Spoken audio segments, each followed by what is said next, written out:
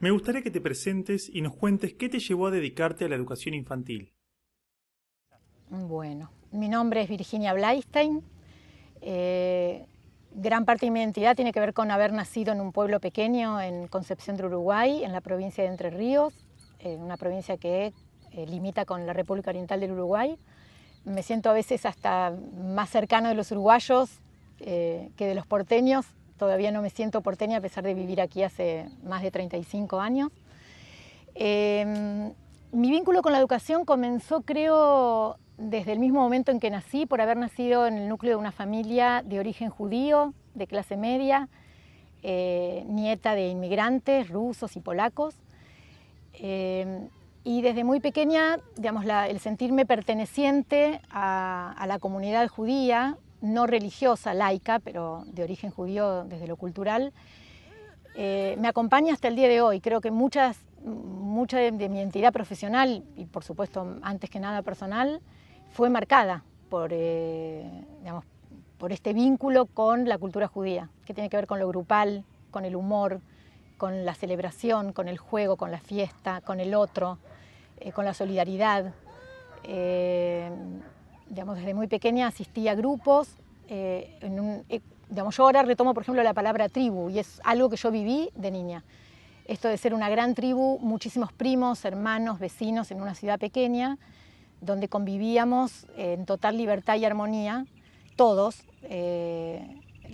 digamos, los que éramos vecinos, los que iban a misa y los que festejaban Navidad, con los que no íbamos a misa o íbamos a misa a jugar. Y esto marcó muchísimo mi ser curiosa y el valorar el encuentro con otros de todas las edades y el reunirse para bailar, para cantar, para celebrar rituales especialmente que yo valoro mucho. Y después aprendí, digamos, más en lo teórico cuál era el vínculo entre lo religioso del religar con el juego que religa, con los rituales que organizan y dan, digamos, como un arraigo a una estructura, a la tierra. Así que desde pequeña la comunidad judía se organiza y se organizó siempre en grupos recreativos. Entonces yo fui alumna de grupos recreativos desde muy pequeña, deseando ser como mis maestros o como los instructores. Era para mí un ideal, llegar a ser adolescente para poder yo, digamos, coordinar grupos recreativos. Me crié en ese ambiente, pintando, cantando, bailando, buscando mis raíces. Eso también hoy lo aplico en todos lados donde voy, esto de comenzar pensando quién soy, de dónde vengo, que trabajar sobre la identidad. A los 14 años ya empecé a tomar lo que se llamaría cursos de capacitación, digamos, de recreación, de tiempo libre, de dinámicas de grupo, de psicología evolutiva, digamos, grupos o talleres artísticos. Y en realidad cada vez me entusiasmaba más ser quien participaba, digamos, del grupo como una niña o adolescente y ser quien coordinaba el grupo. Salíamos de excursión, de paseo, teníamos contacto con la naturaleza, nos íbamos todo el tiempo de campamento, a las montañas, al río. Así que bueno, el haber nacido en un lugar cerca del río y que desde lo grupal se valorice el contacto con la naturaleza, hizo que lo viva con total naturalidad. Digamos, y que esto entre el adentro y el afuera, no me tuviera que preguntar tanto acerca de mi propia naturaleza porque era como un vínculo sumamente fluido. ¿Cuál es tu primera experiencia formal en educación y cómo influenció tu trabajo?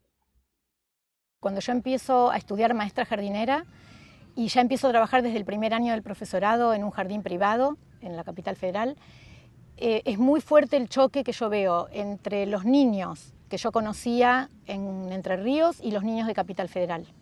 La gran diferencia era que los chicos de Capital Federal tenían un alto estímulo intelectual y especialmente en el lenguaje verbal y muy poca capacidad de juego. Yo trabajaba con niños de 2 y 3 años y a veces hasta más chiquititos. Y eran niños que si no eran coordinados o dirigidos desde afuera aparentemente no sabían jugar. Digamos, no podían jugar solos. Y yo era muy jovencita, pero me empezó a llamar la atención y a preguntarme cuál es la diferencia, por qué allí juegan y acá no juegan. ¿Por qué son tan obedientes? ¿Por qué están tan quietitos esperando la consigna de alguien? Y bueno, y empecé como a pasar de jardín en jardín buscando un ámbito donde yo me pudiera sentir cómoda desde lo intuitivo. ¿tá? Yo tenía intuiciones de que por donde iban estos jardines no era. Y no encontré un lugar. Tuve una experiencia fuerte en un jardín donde las dueñas y directoras acababan de formarse con Constance Camille, que es una discípula de Piaget. Entonces traían, todo esto en los años 70 y pico, traían la teoría piagetiana y la escuela constructivista y era sumamente directiva. Como que me obligaban a mí como maestra a preguntarle a los niños dónde hay más, dónde hay menos, cuál es más largo, cuál es más corto, y forzadamente, digamos, ¿no? Como malentendiendo lo que Piaget había hecho. Y no estaba de acuerdo y a mí me costaba, digamos, algo que me caracterizó siempre fue la rebeldía y me rebelé y dije yo no puedo preguntarle a un niño todo el tiempo acerca de las cualidades de los objetos y bueno, terminé yéndome de allí y bueno, me encontré con mi pareja, con Hugo Grisovsky y juntos, él era profesor de educación física, psicólogo social, nos encontramos y decidimos abrir el Pesquepés. El Pesquepés ya existía como escuela de natación, de ahí su nombre. También un poco en rebeldía, que en ese momento todas las escuelas se llamaban swimming o con cosas en inglés, y esto fue ponerle el Pesquepés en honor a María Elena Walsh, a la canción del gato que pez. Digamos, era, hasta en el nombre tratábamos como de ponerle una impronta que tuviera que ver con la identidad y con nuestro idioma y con lo que nos había formado, que era por ahí la poesía y la canción de María Elena Walsh. Ahí surgió el Pesquepés. Y surgió como un espacio educativo que vivió, digamos, hermosamente durante 10 años, del año 80 al 90, que era un espacio que recibía a niños a partir de los 2 años, junto con su familia, y donde el juego, el arte, el cuerpo y la naturaleza eran como los pilares del trabajo. Y donde los papás se sentían, las mamás y los papás, digamos, con mucha libertad de poder participar. En realidad el contrato era que si no iban a participar tenían que elegir otro espacio, así que desde un inicio los papás participaban en reuniones de padres, en conversaciones abiertas, traíamos gente que por ahí nos contaba de sus pasiones, abríamos la casa los fines de semana para juntos cocinar algo, armar un horno de barro, cocinar el pan, hacer una guitarreada, jugar con los niños, armar una obra de teatro. Y todo esto era como una invitación a la familia y la verdad es que se armaba una tribu realmente. Los papás pagaban una cuota, era un jardín privado, pero tenía el espíritu de una comunidad. Y siempre respetando mucho a los niños. Empezamos dividiendo a los chicos por edades, porque seguíamos como la inercia de las instituciones educativas y muy pronto nos dimos cuenta que había que armar grupos heterogéneos. Así que si bien los chicos llegaban y tenían como su habitación en la casa, su espacio íntimo donde dejaban sus mochilas, sus pertenencias, al ratito nomás ya, digamos, estaban todas las edades juntas, los chicos podían elegir espacios y ambientes preparados. Trabajamos con material de desecho o desestructurado, teníamos muy pocos juguetes armados, porque los nenes venían de familias de clase media y en su casa tenían muchísimo estímulo de objetos. Lo que no tenían era la posibilidad de enchastrarse, de meter la mano en la arena, en el agua. Teníamos patos, gallinas, codornices, conejos, árboles, el horno de barro. Y era un jardín urbano porque estábamos en pleno Palermo Viejo, sobre Scalabrini, Ortiz y Gorriti, pero nos arreglábamos como para tener un patio grande que era el Parque Centenario, ir de campamento familiar, por ejemplo, cada tanto nos íbamos con toda la familia de campamento varios días, así que el límite del espacio no era un límite. Las salas eran por ahí pequeñas, pero como los chicos rotaban por todo el jardín, por todo el espacio, podían elegir construir o dramatizar o pintar, o teníamos una biblioteca, una ludoteca, y nos reuníamos para estos rituales que para mí eran muy importantes ya desde la niñez, que era una ronda de saludo, de bienvenida, de contarnos cómo estamos. Ahí ya instituimos esto de que el adulto sea un modelo y pueda contar él también cómo está. Más que, sí, cómo estoy. Hoy estoy bien, hoy estoy más o menos, y poder preguntarle, ¿por qué estás más o menos? y que el adulto puede decir, no dormí muy bien, me acosté preocupado porque mi mamá no se sentía bien, y bueno, y hacer un seguimiento de esto. Entonces los chicos después empezaban como a imitar esta manera de presentarse, y cuando le preguntábamos cómo están, no contestaban el famoso bien, más fuerte, bien, contestaban, no, estoy más o menos, y podían justificar, siendo niños de 3 años. Digamos, era increíble cómo se impregnaban de ese clima que vivíamos los adultos en ese espacio. Otra cosa que marcó, porque estamos hablando de los años 80, era la pareja pedagógica. Digamos, en todos los espacios había una mujer y un varón que trabajaban como juntos, y eso también marcó mucho, porque bueno, nosotros, Hugo y yo, éramos, digamos, como los que coordinábamos, y eso se replicaba después para abajo, digamos, que era que todos los que trabajábamos éramos parejas pedagógicas. Después, otra cosa que era importante era que incluíamos, por ejemplo, natación como parte del proyecto. Los papás sabían cuando inscribían a sus hijos que teníamos natación, entonces nos íbamos todos, nos trasladábamos a un club, y bueno, para nosotros volver al medio acuático y que el niño pueda vivir su cuerpo nuevamente sin gravedad, era sumamente divertido, y porque además era como el primer seguro de vida que uno le sacaba al niño para poder, digamos, arreglárselas en un medio acuático cuando se van de vacaciones, van al río, al lago, al arroyo, a la pileta, y era una manera de ayudar a los chicos más tímidos o que tenían alguna dificultad motriz o contracturas. Bueno, así que el Pesquepés fue ese lugar, digamos, que marcó mucho mi identidad profesional. No fue fácil sostenerlo económicamente. Las familias se ofrecían a veces a dar un apoyo, digamos, de dinero para poder subsistir, porque nos tocó la época de la hiperinflación, de los paros docentes por tiempo indeterminado, y como era un jardín privado, era complejo comprender para toda la comunidad que si bien ellos abonaban una cuota, era un lugar donde estábamos todos caminando junto al niño. Y bueno, eso creo que es el gran desafío que sigue existiendo hoy, el tema de cómo gestionar espacios educativos. O existen los estatales, entonces yo delego, o existen los privados, donde también delego, y la idea es empezar a gestionar espacios intermedios, donde el Estado de verdad se haga cargo efectivamente de lo que dice la ley y pueda colaborar y subvencionar a distintas propuestas para que los papás puedan con libertad saber cuáles son las opciones y elegirlas, digamos, y que no se castigue a quien elige otro tipo de educación, que no sea la formal. Así que bueno, esto es el aprendizaje que yo tuve en el Pesquepés, hace que hoy, por ejemplo, frente a la gestión de un espacio educativo al que le empiezo a llamar club y no escuela, busque, digamos, el que la gente pueda comprender que no se puede sustentar un espacio por ahí sin dinero, pero que ese dinero no siempre tiene que salir del presupuesto familiar, porque hay familias que por ahí no cuentan con suficiente dinero y esos niños tienen todo el derecho de tener alternativas igual que todos.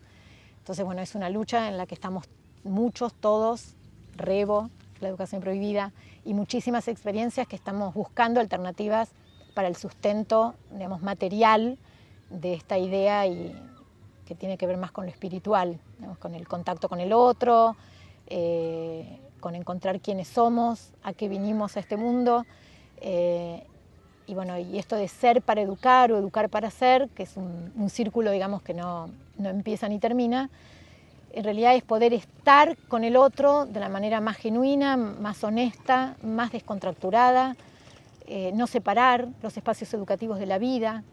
Digamos, la vida es puro aprendizaje, la vida son los abuelos, son los vecinos, son los que tienen pasión por hacer las cosas. Entonces la idea es que alguien que ya haya vivido esa experiencia y que la haya disfrutado como la disfruté yo, pueda simplemente ser como como armar una red para que esto suceda, para que las mamás y los papás gestantes puedan encontrarse con otros, poder preguntarse, poder sentirse acompañados, no estar en tanta soledad, que es lo que está sucediendo hoy en los espacios más que nada urbanos, que los abuelos y las abuelas puedan contar su gran experiencia, que puedan convivir jóvenes que tienen todo ese ímpetu, digamos, de creatividad y de pregunta y de curiosidad y respeto a las formas. Así que mi idea es que estos espacios sean como aquel Pesquepés, ayornado, digamos, a toda la experiencia que adquirí después de más de 30 años de aquello. ¿Cuáles son los problemas comunes que ves en la educación inicial en la actualidad según tu criterio? Bueno, una de las deficiencias que para mí hay fuertes tiene que ver con la formación. La gente elige trabajar con niños pequeños. En general, el imaginario social es que es muy divertido, te la pasas jugando, basta con que seas simpática y con que te gusten los niños. Romper con ese imaginario es complejo. Los profesorados, si bien hay profesorados excelentes y excelentes profesores, yo incluso agradezco enormemente a profesores excelentes que tuve en mi profesorado y los sigo recordando y citando. En general hay una subestimación de lo que es la primera infancia, cuando creo que debería ser la etapa más importante porque es la etapa fundante de la vida humana. Es donde, especialmente el primer año de vida, donde el niño, digamos, infante viene de no palabra, es el niño que aún no habla, que no ha ingresado en el mundo del lenguaje socializado, y es donde yo creo que la falencia mayor está en la formación. Las maestras, basta con que les guste, manifiestan, a mí me gustan los chicos, los papás dicen, por ejemplo, elijo a una maestra porque es simpática, porque se sonríe, y eso no es suficiente. Digamos, cuanto más pequeños son los chicos, más alto profesional tenés que ser. Una persona con muchísima sensibilidad, no importa formada en el espacio formal o informal, ser autodidacta es absolutamente para mí valorado, pero tenés que tener una alta formación personal y digamos, intelectual. Así que esa es una de las falencias del nivel, es esa, la formación de los maestros o de las personas encargadas. La otra es creer que, digamos, que el niño necesita recibir desde afuera educación. Cuando el niño trae toda su potencia y tiene un plan perfectamente, digamos, armado, digamos, por la especie humana, de poder aprender todo lo que necesita si encuentra un ambiente propicio. Y para eso esos adultos tienen que armar esos ambientes sabiendo y conociendo que el niño no necesita ser sobreestimulado, ni siquiera estimulado. Lo que necesita es ser amado, recibido, aceptado, y que traer un niño al mundo, mamá, papá, o estar con niños recién llegados a este mundo, exige de una presencia y de un estar que los niños nos enseñan de esa presencia. Y hay una de las falencias es que hay como, bueno, los niños por un lado, los padres por otro, los maestros por otro. Y la verdad es que si uno pudiera comprender esto, que el niño viene con un caudal y con un potencial que solo tiene que activarlo, teniendo un otro, no tanto juguetes ni tanto un ambiente precioso o grande o con las últimas tecnologías. Para un bebé lo que necesita es un ambiente humano, rico, digamos, gente, digamos, que lo pueda aceptar, y esto es una gran falencia de este nivel. La otra es pensar que un niño puede quedarse en un espacio como un jardín maternal, una escuela infantil, digamos, siendo muy pequeño, antes de los 3 años, en grupos con muy pocas personas, que encima esas personas no están capacitadas, y llegó la murga. No se escucha. Entonces, me parece que debería haber como una conciencia de que un niño pequeño tiene que estar acompañado de un adulto significativo, por lo menos los primeros 2 años de vida, mínimo. Entonces debe haber instituciones que reciban a madres y a padres o adultos o abuelas o abuelos con el niño y no separarlo. Entonces existen los jardines maternales porque son, yo siempre digo, una prótesis social. Es una pena que existan y gracias que existen, así cuando los papás se van a trabajar por lo menos pueden quedar en un espacio cuidado, pero ese espacio tiene que ser, me parece, pensado absolutamente, de una manera absolutamente diferente. No tienen que recibir clases de inglés, baby English, ni clases de música, ni clases de nada. Lo que tiene que haber es un ambiente rico en estímulos del mismo ambiente y especialmente humano. Otra falencia es la división en edades, es la homogeneidad, digamos, separar a los chicos por edades, que digamos, deja de lado la riqueza que tiene la heterogeneidad, el que el más grande pueda cuidar al más pequeño y que el más pequeño vea crecer al más grande y querer ser como ese nene más grande. Yo creo que ahí, bueno, y la poca participación de la familia. El error es que la familia dice que quiere participar, pero después como que abandona al niño y que se hagan cargo otros, y solo son citados cuando hay una dificultad emocional o cuando el niño está enfermo. Entonces ahí sí, la mamá o el papá dejan todo lo que están haciendo porque el hijo tiene 40 grados de fiebre. Pero la verdad es que no hay como una toma de conciencia de que es importantísimo que la mamá y el papá participen junto con los maestros. Es decir, yo respeto absolutamente todas las maneras que los adultos encontramos para educar a nuestros niños y criarlos, pero creo que no hay que dejar de lado, digamos, las tres patas, que es la comunidad, los maestros y la familia. Es decir, y todo eso tiene que trabajar en conjunto, y el nivel inicial en general invita, pero después echa a la familia porque se sienten, digamos, presionados, porque en la formación solo por ahí te forman para trabajar con los niños, no para trabajar con adultos. No te forma para comprender que una mamá o un papá les puede doler dejar a un niño en el espacio educativo y juzgan a los padres. Entonces, por eso digo, vuelvo al inicio, que es parte de la formación. Deberíamos estar muy preparados para comprender todas las etapas que el ser humano pasa en la vida, lo que significa ser infante, ser puber, ser adolescente, ser mamá o papá gestante, ser un adulto por ahí de 40 años que decide ser mamá o papá, y ser abuelo. Entonces, comprendiendo todo eso es más fácil acompañar, no juzgar. Entonces el nivel tiene esto de poder, digamos, los padres también delegan en el maestro, critican, se ponen a veces en la vereda del enfrente, y mi idea, digamos, desde la formación debería ser que el niño debe ser acompañado por maestros y por los padres exactamente con la misma polenta, la misma energía. ¿Cuáles son los problemas comunes que ves en la crianza según tu criterio? ¿Qué recomendarías a los padres y madres? Una recomendación, que no la hago yo, la hacemos muchísimos, es volver al sentido común.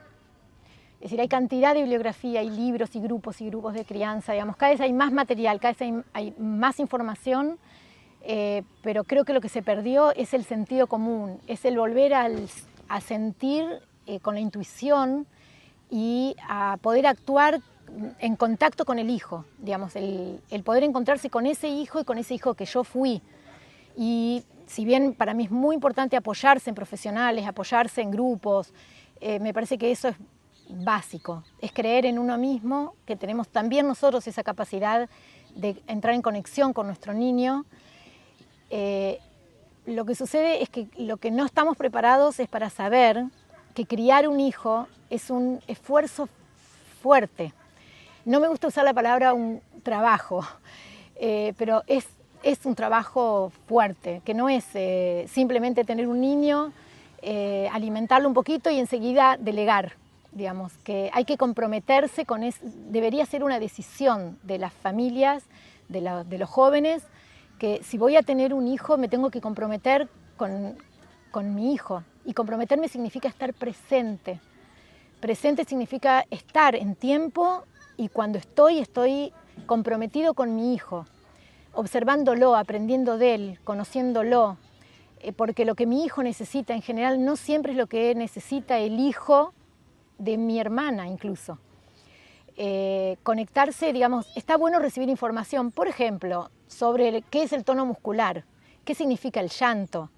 Está bueno encontrarse con otros para poder aprender de otros, pero volver a la intuición, y que a este niño le tocó esta mamá y este papá, que se tienen que conectar con su propia infancia porque el hijo los refleja. Entonces me parece que el consejo mayor sería el sentido común, la presencia y el asumir que tener un hijo es una posición en la vida, y que a veces uno tiene que dejar un poquito de lado postergar por un tiempo y poner entre paréntesis algunas cuestiones personales. Entonces, muchos papás no están dispuestos a eso. Justifican que tienen que trabajar muchas horas para poder darle un bienestar a ese hijo, sin darse cuenta que el mayor bienestar para ese hijo, obviamente las necesidades básicas tienen que estar cubiertas, pero la mayor necesidad y la básica es el amor y el afecto, irreemplazable, irreemplazable. Y eso creo que es mi mayor mensaje, es que una pareja que está gestando tiene que estar dispuesta y disponible a poner entre paréntesis algunas inquietudes personales o algunos, carrera o tiempos de trabajo para poder, por lo menos uno de los dos, dedicarse casi en forma exclusiva a ese hijo y poder disfrutarlos y poder escucharlos, porque es la etapa, donde se imprime absolutamente esa matriz de aprendizaje y de vínculo y no aislarse. El gran problema de los papás es que o lo saben todo o no saben nada. Es decir, la inseguridad absoluta y tengo que consultar todo, o lo sé todo y a mí nadie me va a enseñar lo que tengo que hacer. Entonces yo digo que esos dos extremos son peligrosos. Es el aislamiento, porque yo lo sé todo y a mí nadie me va a enseñar, y menos un maestro, porque ahora hay una tendencia, ¿no? Una tendencia a desvalorizar mucho a la escuela y desvalorizar mucho al maestro. Y yo creo que hay que poner todo en su justa medida. O los que dudan tanto que te entregan al hijo y te dicen, hacé lo que vos, decime, por ejemplo, me ha pasado, no le puedo dar el antibiótico, se lo podés dar vos porque me hace berrinche. Es decir, un papá totalmente impotente frente al hijo, le tienen temor, la cuestión de los famosos límites, es decir, hay como una confusión muy grande entre libertad y límites. Así que el mensaje sería trabajar sobre uno mismo y entender que no existe libertad sin límites, que no existe respeto, sin amor o amor sin respeto. Y eso sí, trabajarlo en uno mismo, darse cuenta, cuando uno está sobrepasado y poder delegar en otro porque uno está sobrepasado y no hacer al niño un objeto de nuestra incapacidad. Y vamos a cometer muchos errores, se cometen muchos errores inevitables, y eso también uno le puede decir al hijo. Me equivoqué, te pido disculpas, la próxima vez voy a estar más atento, y eso también es enseñar un montón. Sí, una recomendación que yo le haría a las mamás y a los papás jóvenes, es simplificar un poco la cuestión, es sentirse más relajados, con mayor confianza quizá en que van a poder, si se conectan, si están presentes. Yo siempre, no siempre, pero hace poco aprendí esto de como observar qué hace la naturaleza en estas situaciones. Y cuando tengo una duda digo, a ver, ¿cómo reaccionaría un árbol? ¿Cómo reaccionaría un perrito con su mamá perra? Obviamente somos humanos y estamos atravesados por la cultura, pero a veces volver a la fuente de lo más natural creo que viene bien. Así que bueno, es eso, el consejo es juntarse con otros, que los adultos puedan armar grupos de ayuda mutua, de contención, de red, pero con el hijo de uno actuar de la manera más espontánea y más relajada posible, con presencia y con amor, que es aceptar al hijo como un otro, que no tiene que ser parecido a mí, ni tiene que cumplir con las expectativas que yo dejé pendientes, sino es un verdadero otro diferente a mí, y si puedo hacer el ejercicio de poder recibirlo y aceptarlo como un genuino otro, todo va a estar bien, todo va a fluir y después nos vamos a matar de risa de los errores que cometimos porque es imposible no cometerlos. Así que si uno sabe eso, se relaja. Ese es mi consejo a los papás jóvenes.